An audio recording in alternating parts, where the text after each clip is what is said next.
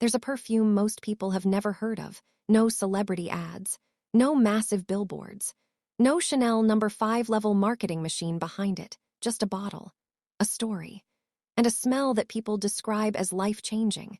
It costs $500 and the people who wear it genuinely don't want you to know about it. That's the world of niche perfume. And today we're going deep inside it. So first, what exactly is niche perfume and why does it matter? Niche perfumes are unique fragrances that stand out through limited edition batches, superior ingredient selection, and unique scent profiles. Deep market insights, in plain English, they're the opposite of everything we've covered in this series so far. No Brad Pitt ads, no celebrity endorsements, no mass production.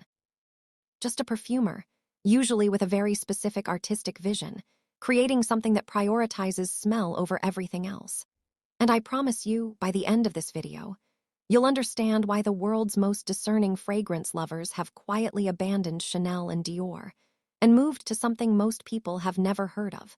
Let's get into it. So here's where the niche perfume story really begins. The term niche perfume emerged in the 1980s as a thoughtful response against the fragrance industry's standardization. Deep market insights, think about what was happening in the 1980s in mainstream perfumery. We talked about this earlier in the series, the era of Poison by Dior. Giorgio Beverly Hills.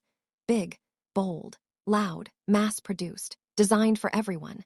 And a small group of perfumers looked at this and said, no, we want to make something different, something challenging. Something that doesn't ask, will everyone like this? But instead asks, is this beautiful? Is this true? Is this art? And from that refusal, an entire industry was born. Now let me tell you about some of the brands that define this world. Because the names are fascinating and the stories behind them even more so. Creed. Creed claims a 1760 provenance, historians debate it, yet the juice speaks louder than the ledger. Aventus, launched in 2010, created the entire chyperfruity trend for men. Green apple, pineapple, birch tar, still a compliment magnet in 2024. Free Yourself, one fragrance, launched 14 years ago, still one of the most talked about men's fragrances in the world. Kering, the luxury conglomerate behind Gucci and Balenciaga, acquired Creed for $3.8 billion. Luxe Digital $3.8 billion. For a perfume house most people outside the fragrance world have never heard of, Labo. Labo's Santal 33 became the unofficial scent of Brooklyn creative agencies. Each bottle is blended in store and dated like fresh dairy. Free Yourself, dated like fresh dairy. Think about that business decision for a second. They stamp the date on your bottle, so you know exactly when it was made. For you, that's not just perfume, that's an experience, a ritual, a story. Estée Lauder acquired Labo in 2014. Luxe Digital, Byredo, founded by Ben Gorham, a man who is not a classically trained perfumer. A former basketball player, actually. Puig acquired a majority stake in Byredo for a reported €1 billion. Luxury property, €1 billion, for a brand that doesn't advertise. That barely has a social media presence. That lets the fragrance do all the talking. Now here's the business insight that I find genuinely fascinating about all of this. Notice what's happening. Creed, $3.8 billion acquisition. Labo, bought by Estée Lauder. Byredo, $1 billion. LVMH acquired Maison Francis Kurkdjian in 2017. Luxe Digital, every major luxury conglomerate in the world is buying niche perfume brands. Why fragrance was the fastest growing beauty category in the US in 2024, up 12% in dollar sales, with luxury perfumes representing 12% of prestige fragrance sales. Sotheby's Realty, the big brands are watching their customers leave. The people who used to buy Chanel because it was the ultimate status symbol, they're now wearing Labo, or Creed, or Byredo. Because in 2024, everyone has Chanel. It's at the airport. It's at every department store. Your neighbor wears it. Your coworker wears it. Exclusivity, the foundation of luxury, is gone. But if you're wearing Frédéric Malle, or Amouage, or a fragrance that requires you to go to a specific boutique in Paris to buy, that's a different kind of exclusivity entirely. That's the 1% fragrance. And that's exactly what this new customer wants. Now here's what makes niche perfume genuinely different from a quality perspective. Not just psychologically, but actually chemically different.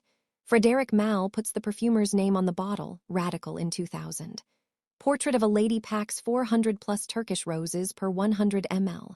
The house is the benchmark for editing. If a formula doesn't pass Mal's brutal wear test, it's back to the lab. Free yourself 400 Turkish roses per 100 ml bottle. Compare that to a mainstream designer fragrance, where the entire focus is keeping ingredient costs down to maximize margin. The difference isn't just philosophical. It's in the bottle, on your skin, in the way the fragrance develops and evolves over hours. I'm not gonna lie, the first time I smelled a genuinely great niche fragrance, I genuinely understood why people pay $500 for it. It's not the same thing. It's just not. Now here's the tension in this industry that I think is the most interesting business question right now. There is a risk that the unique appeal of niche brands could be diluted when brought under the umbrella of large conglomerates. Labo's city-exclusive scents, initially available only in specific stores worldwide, are now globally accessible each September, reflecting the ongoing tension between exclusivity and mainstream demand. CN1 fragrance, think about what that means. Labo built its entire identity around exclusivity. You had to go to a specific city to get a specific scent. That scarcity was the product. Now Estée Lauder owns them. And those city exclusives are available globally every September. Did Labo just become what it was created to replace? This is the fundamental tension in niche perfumery right now. The brands that refuse to sell out stay truly niche, stay truly exclusive, and stay truly special. The brands that get acquired get resources, get distribution, get reach, but lose the one thing that made them worth acquiring in the first place. Now here's my honest personal take on all of this. I think niche perfumery represents something genuinely important in the fragrance world. It's the part of this industry that hasn't forgotten what perfume is actually for, not to sell a fantasy, not to attach a celebrity's face to a bottle, not to maximize quarterly revenue, but to create something beautiful, something true, something that lasts. That's worth $500, at least to the 1% who know about it. And honestly, discovering this world changed how I think about fragrance entirely. Because once you smell something made by someone who genuinely cares about nothing except how it smells, you can't go back. So that's the world of niche perfume. A market valued at $2.8 billion in 2024, growing to $6.5 billion by 2032.